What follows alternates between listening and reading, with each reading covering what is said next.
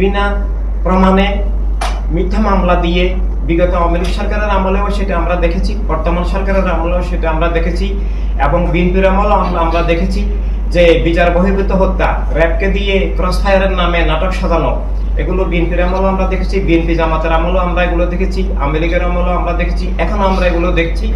এই ধরনের স্বৈরতন্ত্র, গুন্ডাতন্ত্র, খুনতন্ত্র, জুলুমতন্ত্র থেকে মুক্তির জন্যই আমরা ইনসানি বিপ্লব করি।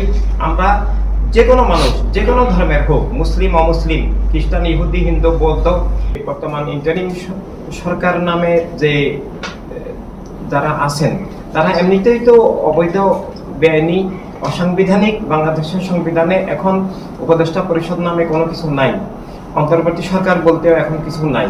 তো তারা যেটা গায়ের জোরে রাষ্ট্র জবরদখল করেছেন, তারা যেটা চাপিয়ে দিচ্ছেন, সেটা আমাদের দিনেরও বিরোধী, তাদের সেটা ধর্মের নামে অধর্ম, উগ্রবাদী রাজনীতি, এবং একই সাথে তারা জাতীয়তাবাদী রাজনীতি এরও মানে সমর্থন করছেন।